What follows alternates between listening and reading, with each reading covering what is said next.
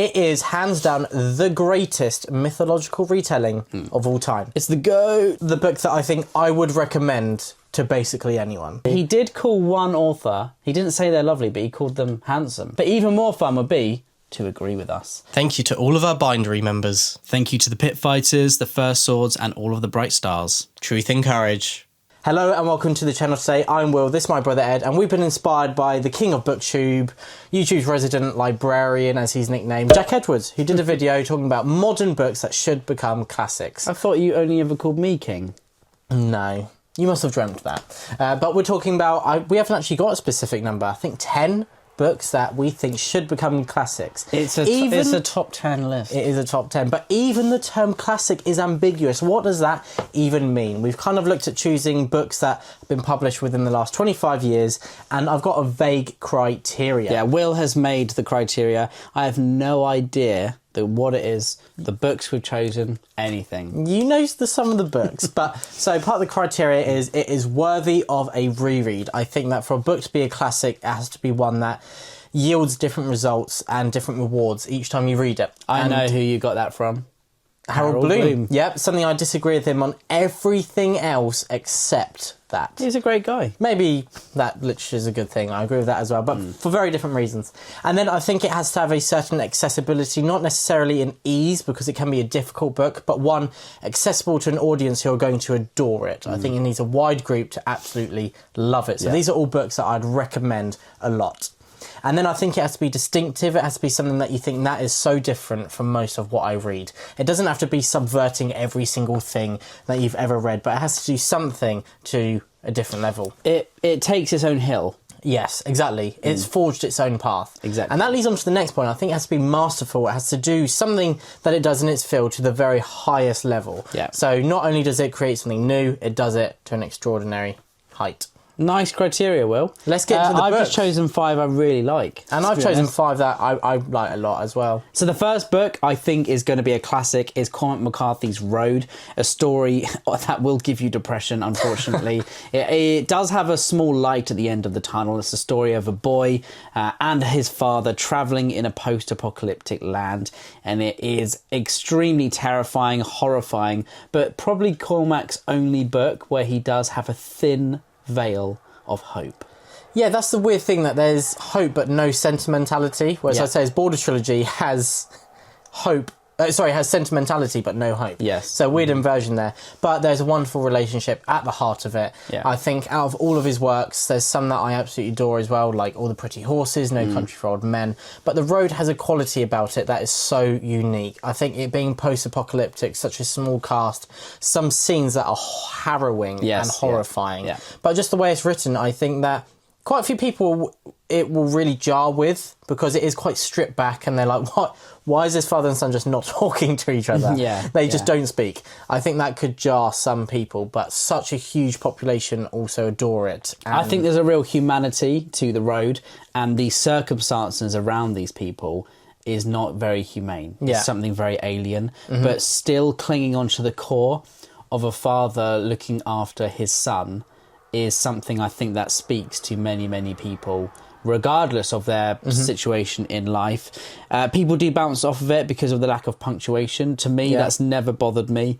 It feels like a flow of mind. The passages that Cormac McCarthy writes, and he also writes so beautifully with language that I never thought that I would see put together in such remarkable ways. Like there's passages where he's describing, the silver fins of fish. And I just find myself rereading things, whether they're based on a philosophy or based on, something physical, something tangible that you can see. He always paints it with such a distinctive voice. And, the criteria being something accessible to people, it's about the core theme of parenthood. Which is accessible to most of the planet.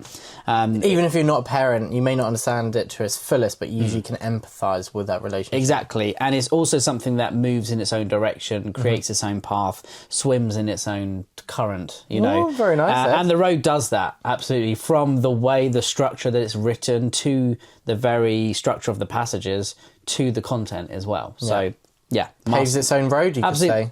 Oh, very nice, Will. It's a masterpiece.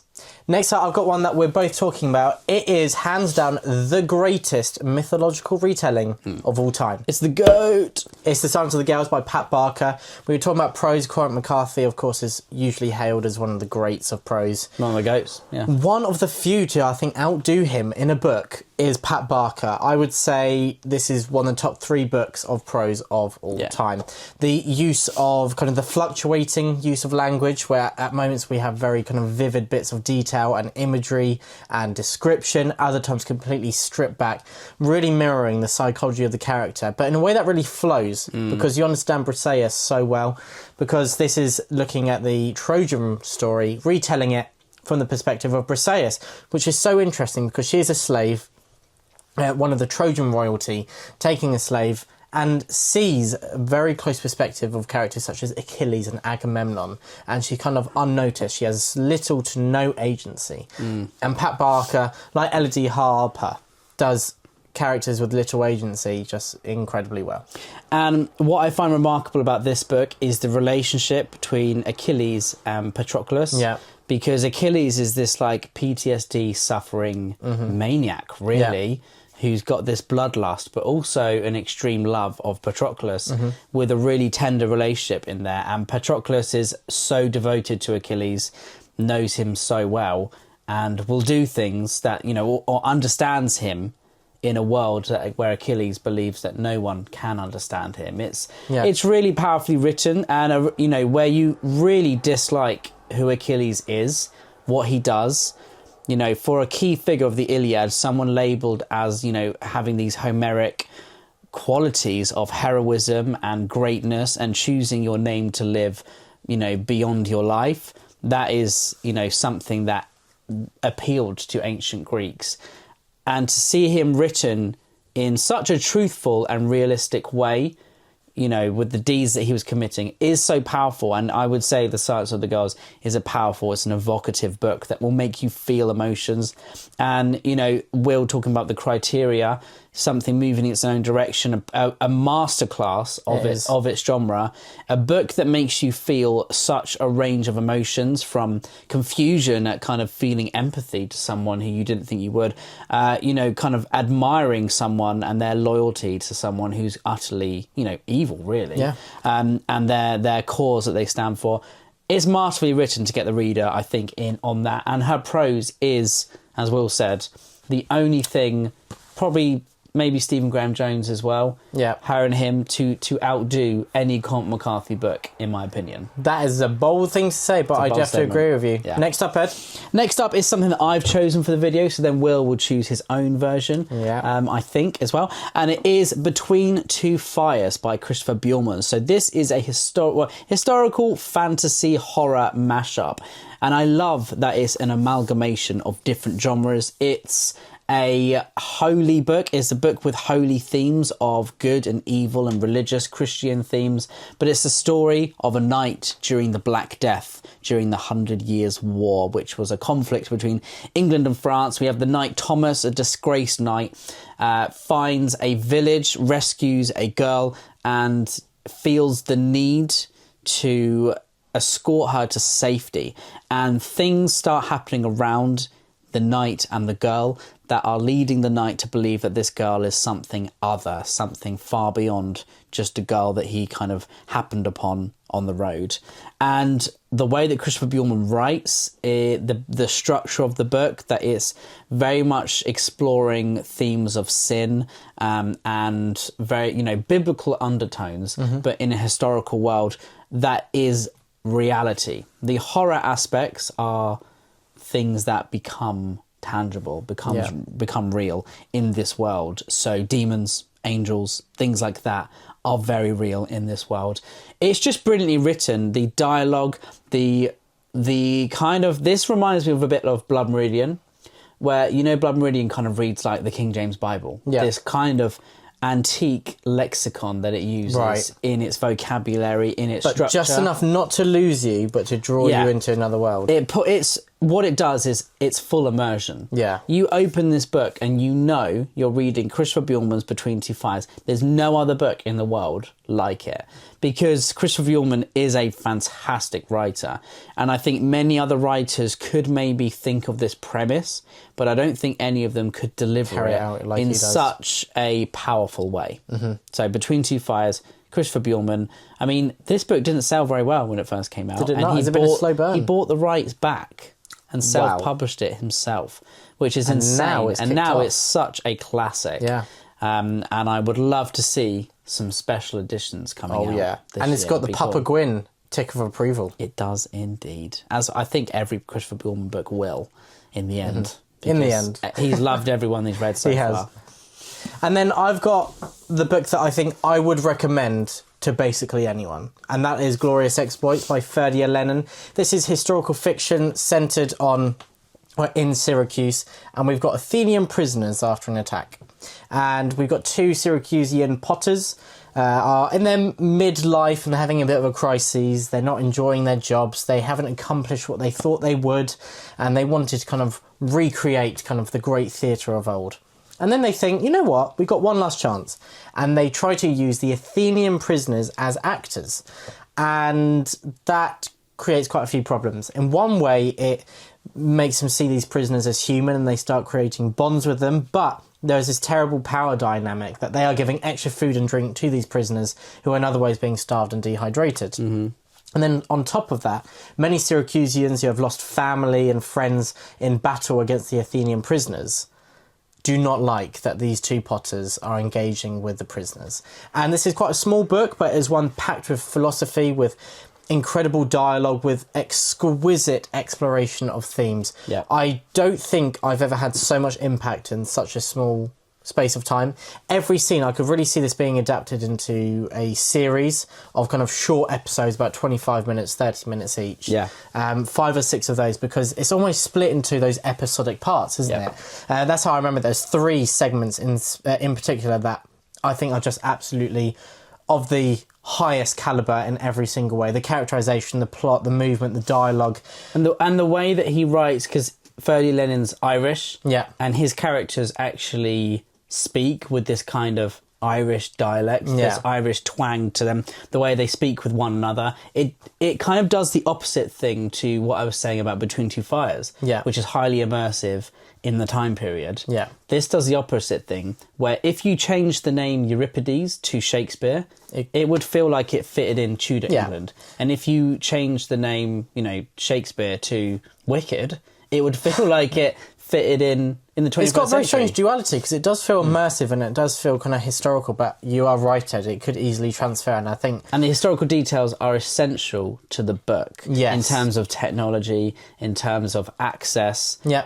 Because I think having a lack of access to the arts is such a key part of Glorious Exploits and the characterisation of the two main characters. But also the flexibility is why I think I'd recommend it to everyone. Yeah. If they're ready for a read that is going to move them and tug the heart. And again, strings. is there another book that you've read that says, okay, this is very similar to Glorious Exploits? No. Distinctive. On its own. Is it a 5-star? It's more than that, Ed. It breaks the rating scale. Masterful. Talking of another masterful book, I have There by Tommy Orange. And this is a book that Will is actually about to dive into. It's true. And I will he- be submerged Yes. within those pages. And you will see the genius of Tommy Orange. This is a story of, I believe, 13 or more point of views who are all Indigenous voices, and they are all centred around this event at the end of the book called a powwow. All of the characters converge at the end in such a remarkable way.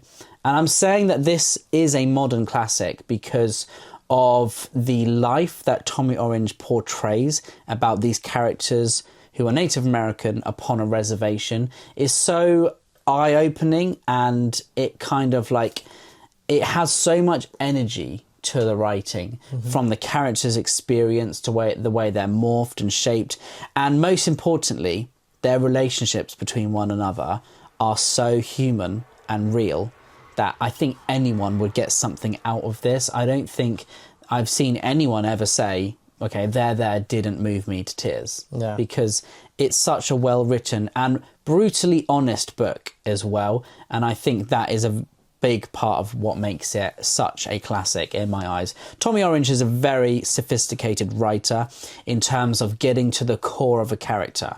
If I flicked to a random page in this book and read a few pieces of dialogue, similar with another book coming up very soon, then I would know which character was talking because they are so distinctive. The voices are so unique.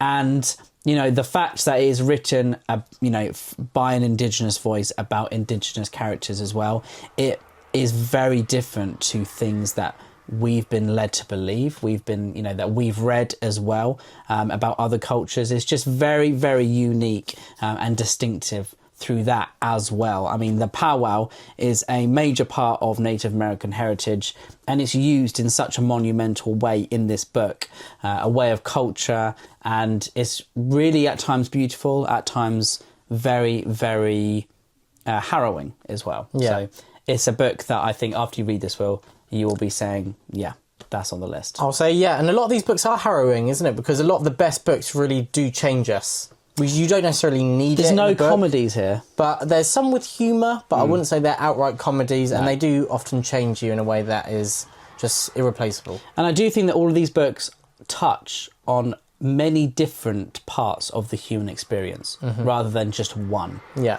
Lots I of agree. books will focus on just war, or just love. There's a flexibility, isn't There's there? a flexibility through characters, and I think all of them are multi-POV so far. Ooh, The Road isn't. Silence of the Girls. Silence of the Girls isn't. So no. No. Yeah, no. We've got a range. But next up, I have got a book that will make you feel bad for laughing. And that is The Blade Itself by Joe Abercrombie. And I'm kind of going to say the whole series, the First Law trilogy. And so this is Joe Abercrombie. It is grimdark.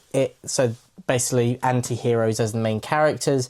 But really, some of them are heroes in your eyes still, aren't they? They're misunderstood. They've got hidden depths. And that's something that is Joe Abercrombie's staple. He's got this humour, but the characters are so complex. They've got so much depth. They're like a hexagon. They've got a lot of different sides to them. And don't realise how much they have to them until you spend more and more time with them. Just as in real life, you don't really know someone when you first meet them. We're in their head, so we get to see a bit more, but over time, the barriers are broken down. In positions of extreme tension and desperation, we see who they really are. The walls are stripped back, and they are left bare.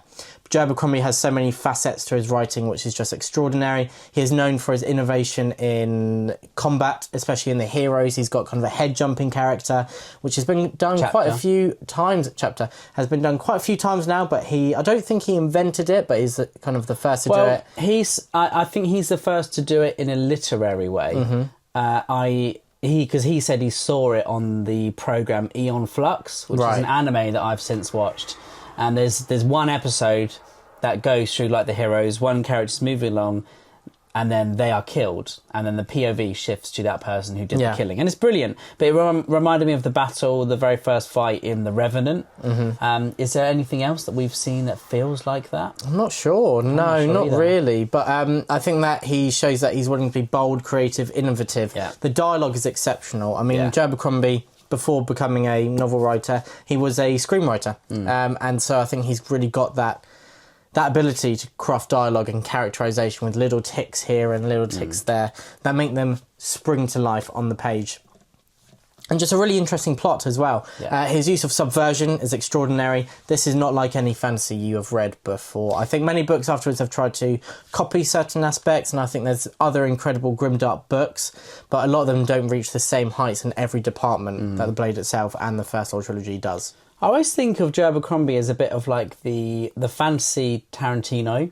Okay. In terms of very bold stories with characters that are incredibly unique, and you can tell it's a character writer behind them. Yeah. And they have distinctive voices, and the dialogue is absolutely top notch. And they deal with adult themes. They're pretty edgy as well, aren't they? Quite grimdark. I don't think of a single really light-hearted Tarantino film. Can you?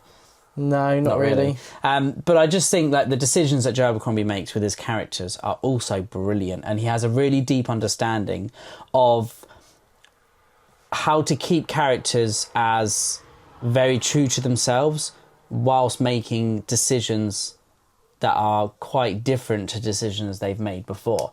And then, you pull the reader in, you think, has this character redeemed themselves? And then all of a sudden, no, they haven't. Wow. They're back to their old ways. Yeah. So the Tarantino of grimdark, of fantasy, but without insulting other authors. Or actors. I haven't seen Without him do that part of We it. did try and get him to insult other authors, but didn't we, with he our just said interview? everyone was lovely, didn't Yeah, he? exactly, lovely. Or Look at you, the name dropping Ed in our interview with Joe Abercrombie. he did call one author. He didn't say they're lovely, but he called them handsome. Yep. Should we talk about Who that was? who that was? Was it someone who has ripped your heart out in recent months, Ed? Not physically, obviously, but That's enough about you. But let's Sorry. talk about Pierce Brown. This is the new amazing special edition that Will kindly bought me for Christmas. Thank I did. you, Will. It's lovely. is it your treasured possession now? Sadie's had to sleep on the sofa for a bit because I've been, sleeping next to this. Okay, let's just talk about why you think it is going to become a classic. Why is Red Rising a modern classic? Because it is so well written. It's so genius. The story, I think the main strength of Red Rising, this is the whole series, is how it morphs throughout each book and how you can see that there is a kind of a thread that does link Light Age to Red Rising in terms of theme, in terms of concept, in terms of delivery. But each one builds and builds and builds. That Lightbringer feels like such a major departure from the first book. They're so different as well, Yeah. but they still have kind of a few intricate details that are, yeah. kind of identity that make them similar. They're from the same series, but they have developed, not even the characters are developed, the books have character development themselves. Well, if you think Storm of Swords is so different from a Game of Thrones, isn't it? It's got the same heart of political intrigue and all Exactly. those different aspects, but there's so much that at its core is so different. And actually, George R. R. Martin himself talks about how books have different jobs, how he had to switch up the style of writing and a lot of those ideas between The Storm of Swords and Feast for Crows, because there's no way that you could carry on at that pace with a Feast for Crows. No. I think Because it's so set up. I think Pierce Brown does actually carry on the pace of Golden Sun throughout his books. But what I love about this series is that it has a real emotional spark, a real kind of epic nature and intimate scope at times, or vice versa. Epic scope, intimate nature. Yeah. You actually have quite a small cast of main characters. There's lots of named characters, but they are mostly there to be decapitated, have their limbs hewn from their bodies, to be thrown out into space, etc., etc. But the actual main cast of of the main characters is fairly small. Yeah. You know them so well, and they are some of the most impactful characters in fantasy in writing. I agree. And I've only read the first 3 so far. You've only read the first 3. They do get even better, in my opinion, which I never thought I would say, because the first 3 are just so We were good. very maybe we should stop at the first 3. They're perfect. We'll wait A for bit Red Guard. scared. But Yeah. you dived in, Ed. I dived in and read them all back to back. But yeah, I just think Pierce Brown's writing in Red Rising and the whole saga is so accessible. It does things differently because it kind of is in a sci-fi world, but it reads like a fantasy, doesn't it? I think it's got fantasy themes, fantasy style characters as well, and moments as well. It's distinctive, because of the world, the writing, and is it masterful? I think so. The main word that I would attribute to Red Rising is drive. Yes, There is never a moment where you don't feel this pull. Yeah. Even if you're not loving that moment. I've heard people saying they don't love it as much as, say, I do. But they can't stop. They still feel that they can't put it down. It will make you sleep deprived, so this should come with a warning on it. But apart from that, it is worth picking up in every department. Very nice. And then next up, I've got an author who Ed has already talked about, but I'm going to talk about it in a very different way now. I've got The Daughter's War by Christopher Bjorkman. This is what modern epic fantasy should be. It takes a lot of traditional elements, such as the bad guys is kind of an army of goblins. That's a very traditional kind of idea, which I think a lot of people in the premise would be like, really? You're bringing that back? That's a bit boring. We've seen that before. Or there's no kind of... Sorry, I've just ruined your point completely, but there's no fear with goblins, is there? It's like look at Lord of the Rings, they're never really someone you should be fearful of. They never bring anything new to the table. They're just like a pawn, basically. Right, yeah, I see what you mean. The goblins in here have a lot of weight. They are terrifying. And that leads me on to the innovation. This is what I said modern epic fantasy, because it's being inspired by the greats of the past, the Tolkiens, the Gemmels, and bringing it to a modern lens, because it is innovative not only in how it's delivered in an epistolary form, as Galva is scraping letters together for part of the story, but then also it's a chronicler's tale. It's her narrating her own past. Yeah. And then the letters, the epistolary form, kind of shows it from a different angle from some other perspectives, which is incredible and innovative. And on top of that, the modern element is it's very dark in many respects, Yeah. but it also has a core element of hope, because the central characters you love, you adore, and that means that the darkness that is surrounding everything, the brutality of these huge marching armies, the disease, the fatigue, the lack of supplies, that doesn't feel like it's dragging you down. No. Because you've got the characters you're rooting for at the heart of it. If they were anti-heroes or despicable people at the heart of it, I don't think you could bear what was going on. And I think this book, the thing that has it going for it the most is giant ravens. Yeah. That are such lovable creatures. So I've been doing a bit of research as well, and there's a giant raven in this book called Bennu. Yeah. And in ancient Egyptian mythology, there was a type of heron called the Bennu heron. Really? Which they would put in pharaoh's tombs, and the bird supposedly would fly the pharaoh in the afterlife No way. to heaven. That is incredible. Up to the afterlife. And it's called the Bennu heron. Nice So bit of research I there. think Ed. that's a little Easter egg, because they were giant herons. They were like 9-10 Wow. feet tall. I mean, something I would love to do is interview Chris O'Bjornman, so you can ask him if we get that chance. which He'll say- hopefully we do. That's a load of shit. Nope, coincidence. But I think The Daughter's War is something that should be kind of a staple for authors trying to kind of create an amalgamation of modern and traditional fantasy. It does it to such an incredible level. Made me cry, creates some of the most hateable characters He did what I of could all not. time. You've made me cry once or twice, Ed, but I just won't let you see it. And you've got characters that you love as well. It does everything brilliantly. It's distinctive, it's masterful. I cannot wait to reread it. And another book that we have both chosen is The Buffalo Hunter Hunter by Stephen Graham Jones. Will, why do you think this is an instant classic? Because this only came out in 2025. Some might say recency bias. I just think that we recognise it's extraordinary from the very beginning. Yeah. I say accessibility in terms of if you like it, it's going to be your new obsession. You'll absolutely adore it. But it's a very distinctive writing style that will put some people off. Yeah. We've got a framing narrative within a framing narrative. We've got kind of someone in the present day discovering the journals of their great uncle, their great grandfather. And then we go into those journals and it's about that person, a Lutheran priest from the early 20th century, transcribing the tales told to him by a member of the Blackfeet. And you've got this kind of contrast of cultures of the written form and an oral tale. And there's a lot of different elements in that way. It took me about 30 pages to adapt and it suddenly clicked and I adored it. But I'm very aware that a lot of people, it just won't settle for them. The beauty of reading rests in its subjectivity. Well, not everyone loves every classic, do they? No, Is there exactly. a classic you didn't fall in love with? I did not enjoy Emma. Yeah. I Cool. found the main character unbearable. Yeah. Which even the author herself said, I think I might be the only person to like her.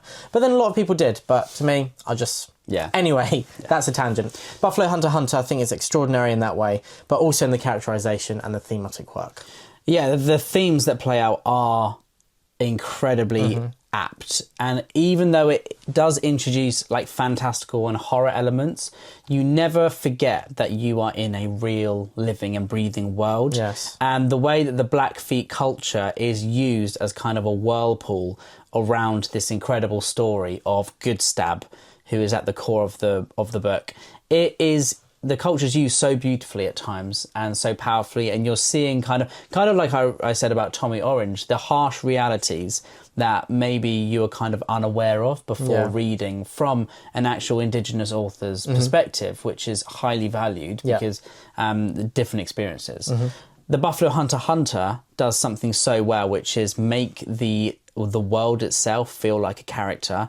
You feel such importance to every single action that the main character has. It's like a big ripple effect into the world around them. And the prose it really bites into you, doesn't it? It does. It sinks deep, and there are Deep flares enough to draw blood. I think would so, reckon. Ed. And you know what? It was a pain in the neck how much I loved this because Yeah. I thought about it so I actually often. had two pains in the neck. Did you? Oh, Yeah. really? But Buffalo Hunter as well. There are flares of beautiful writing, and then it's stripped back. Again, like I said of Pat Barker, I think the greatest writers, in a seamless manner, kind of mirror the perspective and the psychology of their characters in that moment. exactly. And he does that time and time again. He really does, and this is a very impactful book. I find myself thinking about it time and time again, and a classic has to be a book that will stay with you. Yeah. And this would definitely stay with me. It wouldn't pay rent. And it is a very melancholic book as well, because it leaves you with a sadness, but also a joy that you've had the just chance to experience this book. And experience is correct. It is a real experience. It is. And now the last one for the video. This is quite a different one. It is The Seven Husbands of Evelyn Hugo. And this it grabbed me by the collar and it refused to let go. This is by Taylor Jenkins Reid, and I thought I would listen to it as a bit of a palate cleanser. Is this the only Taylor Jenkins Reid you've read? It is. Yeah. It is. So But Sadie this is her recommended it to me. Yes, you did. This is her most popular book, isn't it? It is by far. And so I'd watched Daisy Jones and the Six. I'd had Sadie So say good. that book is- Seven Husbands is amazing. So I thought, I want to try Taylor Jenkins Reid, but I won't do Daisy Jones yet. Yeah. I'll do that in a while once I've forgotten some of the details. And so I picked up her most popular work, and oh my word, this is incredible. We've got an actress in her 70s, late in life, suddenly agrees to be interviewed on her life, which she's never allowed before, by this kind of random journalist who people are like, why is she letting her? They think it's kind of another kind of iconic move from her. But we will see, is there more depth to why she's chosen this journalist? We will see. But she explores the 7 husbands that she married and the different circumstances leading up to that. The coming of age is fantastic. It's so moving, so emotional. Taylor Jenkins Reid, I imagine in all her books from what I've heard, but in this that I've read, has a knack for characterization. But more than that, I'd say character relationships. I love the relationships more than the characters themselves, I'd say.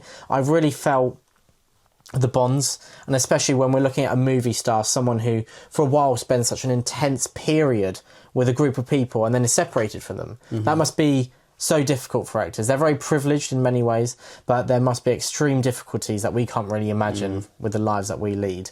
And I think that Taylor Jenkins Reid shows a different side to humanity that is really kind of interesting to us. I think that there is something about the celebrity that we're all so kind of engaged with and want to know more about. It's kind of this hidden secret that's out in the open. And I think it's explored brilliantly in a way that still gives you kind of a suspension of mystery whilst contributing so much to make them human and alive. Yeah.